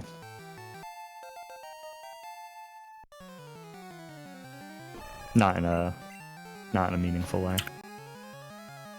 So we're gonna pop an elixir after this, even though, again, I just got everything back from that wipe. But what I'm gonna do first is I'm gonna leave this gym, because I don't want to fight Giovanni yet, or maybe I do. I don't know. I'm not really sure. Wait, what's this? He's back. He's back in his original spot? Yeah, we can just walk past him and skip all that stuff. That's the cool little trick we can do. Skips the whole gimmick of the gym. Great great design. But very useful. It's way better than having to go through and fight everything. The Giovanni's pretty simple. Gotta save our horn attacks. Our PP management becomes pretty important at this point. Mostly with horn drill, because we got a very specific number of them that we need to use to the end of the run. And if I mess it up, there's a Pokemon Center that we can that I can take as a backup, but it's fine. We don't need that backup. So here's gonna be one of the fights where we take advantage of Blizzard's awesome accuracy. I'm gonna say that I'm gonna miss now, aren't I? It's a 90% accurate move. I promise. I'm gonna Earthquake to finish it up. It's really funny. Again, welcome to Pokemon, everybody. I'd say Gen 1, but it kind of applies to all gens that if anything can work against you, it's probably going to at some point. Alright, so we got all 8 badges. Gonna walk out of here and pop a Super Repel, and we've got another rival fight coming up.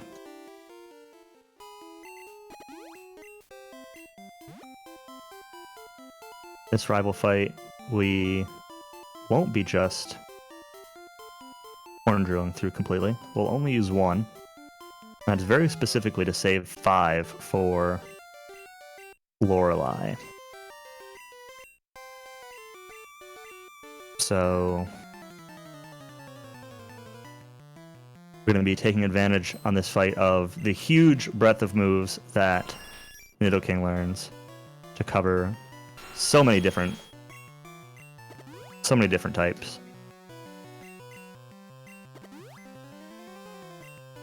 Agility, that's fine. I'm going to start with the Blizzard. Another Blizzard. I'm missing a lot of damage ranges this run. They're not like scary damage ranges, they're just slow. Kinda happens. And we're gonna Thunderbolt.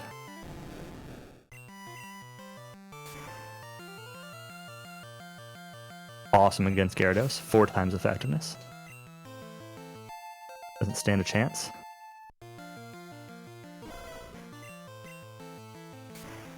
Couple of Earthquakes. As I said, taking advantage of the full move set on this fight. Really showing off why Nidoking is the star of the run. Blastoise gets a pretty good range of move too, so if you did decide to do a Blastoise route, that works pretty decently too. I've never done a Blastoise route, and I don't know that anybody's even really routed it with Manips. Manipping... I don't know when Squirtle stats are assigned, so I don't really know how feasible it is to manip that. But that could be interesting. I'd be curious to see a modern route that used that.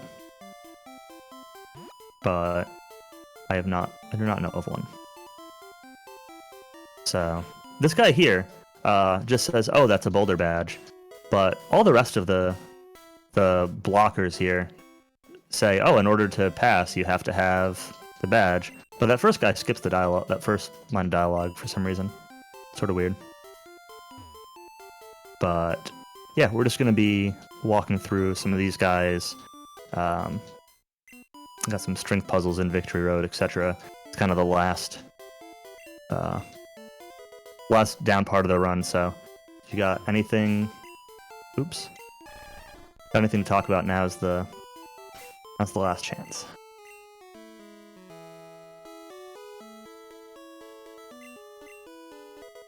Maybe. If not, I'll keep going.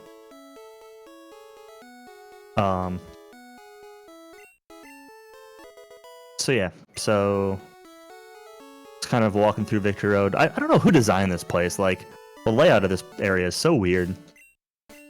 Like, could you imagine somebody actually intentionally, like, building this place?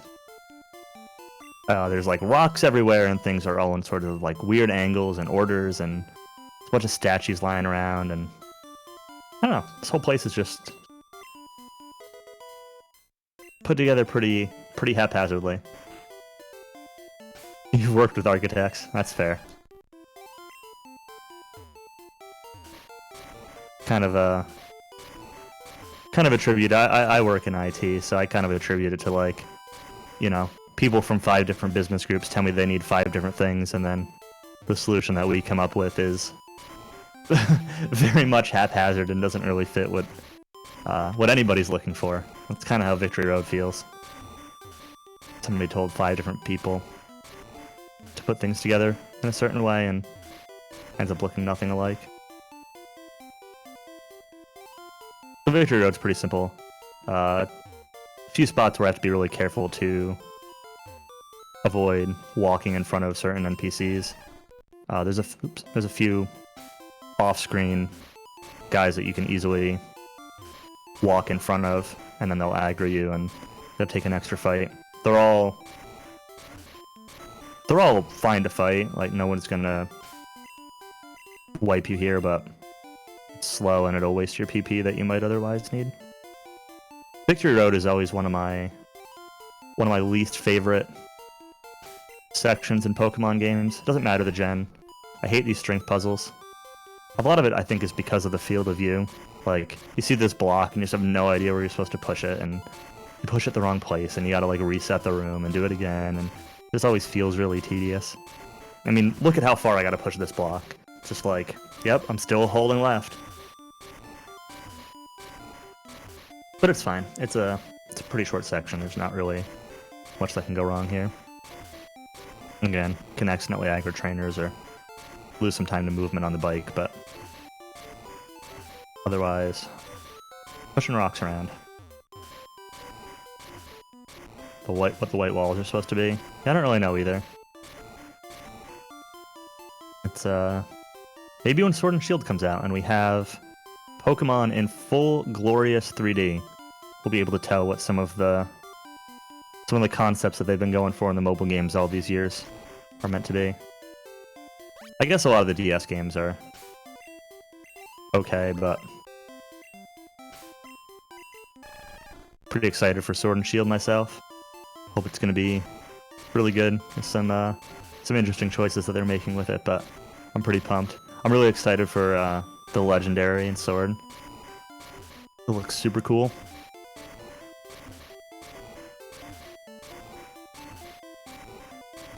Starter am I gonna pick? I don't know, man. Kind of leaning towards the Fire starter. I forget what it's called, but I kind of want to see the evolutionary forms of them before making a final decision.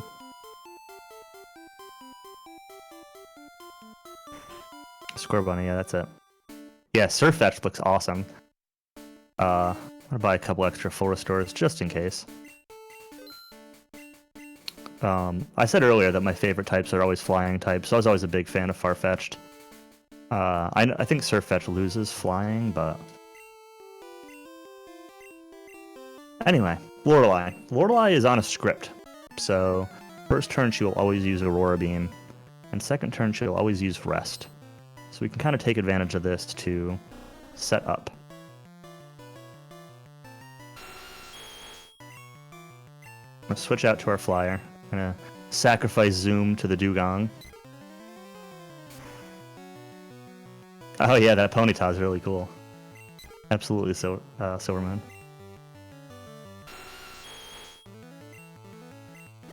So, let's rest. I don't know if... Yeah, I'm good. Sorry, just thinking about max accuracy for a second. So Lorelei's free because of the guaranteed setup. One thing is in a normal PB attempt, I'd actually stop by the PC and drop off Squirtle and Paris because you don't need them here, and they've got a Hall of Fame sequence that shows up, so it's a little bit slower to keep them than it is to drop them off. But because of the naming incentive for Paris, I wanted to bring them with us all the way to Hall of Fame. I know Squirrel doesn't have a name, but I wasn't going to go to the PC for just one. We'll bring them all. So normally I'd save before Bruno, because I'd be in red bar. But because I took that wipe, I'm not going to save before Bruno. It's fine. We're not gonna die to that fight. I do need 2 elixir though. Our last one. Right? Yeah, that's good. I always second guess myself on the PP recovery items through here because you gotta get it right, otherwise you either lose a bunch of time or wipe. So we got Rage, and we're gonna Horn Drill through this fight. And then the next fight, Agatha, is definitely a save one. It's a big point of sort of RNG in the Elite Four. The biggest point of RNG in the Elite Four. My PB is a low 153, and my PB loses a full minute to the Agatha fight because I get hit by Confuse Ray. I fail to hit through Confusion like 4 or 5 times without it snapping. I get put to sleep twice during that time. It's just like nothing goes right in that fight. Not one that you'll often die to, but it certainly can be a time waster. I will save before it, and I'm gonna full restore to max up our HP. Or yeah, full restore. I was gonna say for a second maybe I'd super potion instead, but I don't want to keep those. These full restores. There we go.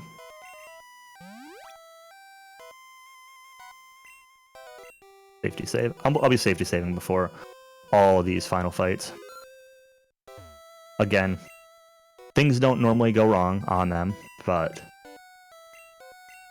if I wiped here, I'd have to rebuy X items and walk back here and redo all the fights again, and it's not worth doing that, so we're gonna safety save.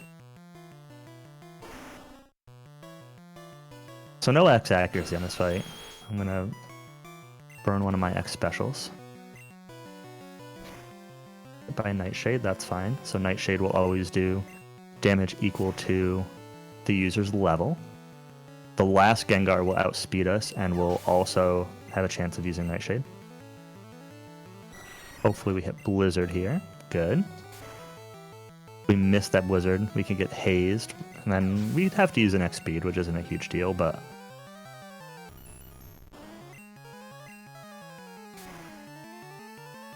doesn't really matter what happens now in this fight. We're pretty good. We could get put to sleep by the last Gengar, but because we got that Poke Flute earlier, the one to wake up Snorlax, you can also, most people don't ever have a reason to do it, but you can use the Poke Flute in combat to wake up your Pokemon also. So if we get put to sleep with a Hypnosis, then we can just use the Poke Flute to wake back up and avoid Dream Eater. But no Hypnosis, we're good to go. We're at a pretty good HP range too, so I want to be like just above 129 for Lance. So what I'm gonna do is use one of those regular potions that I was so careful to save to get our HP just where we want it. I'm gonna take a few steps here first. So I should have regular potion. I'm gonna use this ether on Horndrill. And we're gonna safety save. And we're gonna go for Lance. He's the last fight, right? He's the fourth one. So he's got dragons, like, seems like an awesome final boss to me. So this is where we're gonna take advantage of what I was talking about earlier with X specials increasing our special defense. We're gonna get Hydro Pump most likely. And it missed, okay. So typically, if Hydro Pump hits for regular damage, we'd end up in red bar for the rest of this fight. Not a big deal that we didn't. Use an X speed. I feel like I've got an extra X speed for some reason. Oh no, I know why. It's because I keep it for the backup on Agatha. This is the real fight where we take advantage of Blizzard's overpowered accuracy.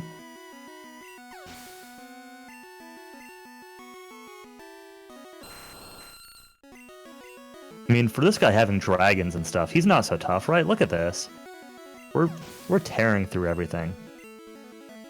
What a pushover. After all this time, like, Lance was so hyped up and had all these cool dragons, and this is all he's got for me? Can that really be everything? He says I'm a Pokemon master.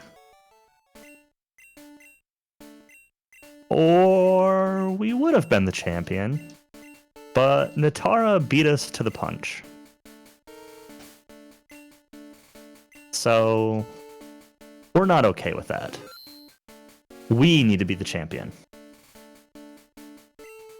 So come on, Natara. I'm gonna... So one thing that's interesting about this fight is even though battle animations are off, they are forced on for this fight. I'm gonna sit back. I'm gonna let you guys enjoy the music. I love this final boss theme. We're gonna buff up and do the thing.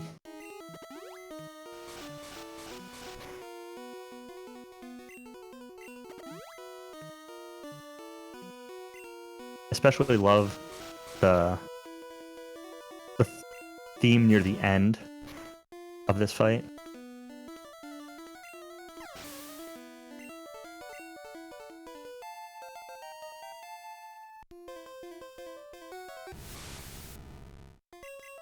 In my head, when I hear this theme playing, I hear like the cries of Pokemon coming out and like the sound effects and moves and everything. My brain associates it with like part of the music for some reason.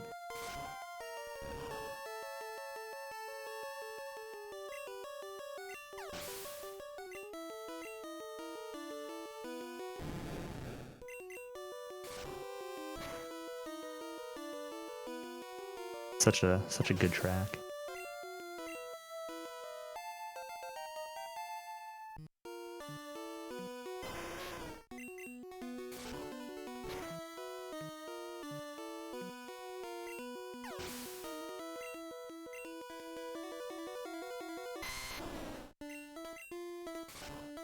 Yeah, this ending.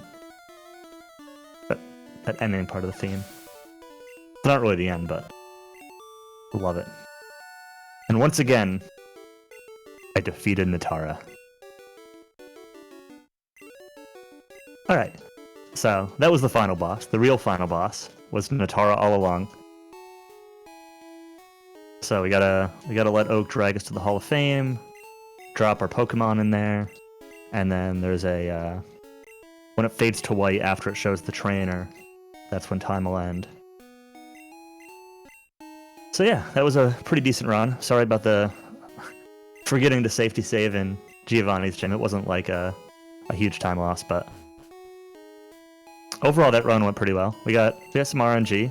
You know, we got Gen 1'd a little bit, but I'm pretty happy with how everything worked out. I'm super glad to be part of this Pokemon block. I think we've got more Pokemon coming up after TCG maybe. And yeah, everybody stick around and watch that. Did we hit my stream froze partway through? Did we hit the 8,000 during? No, we're still $70 away. You guys get on that. We gotta hit that 8K. We gotta hit that 10K. We gotta save the beard. Get those donations in there.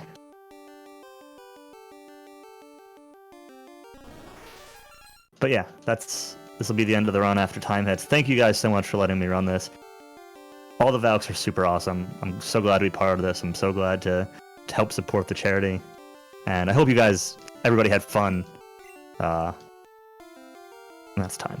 Hope everybody had fun watching this run. It was really fun to play, and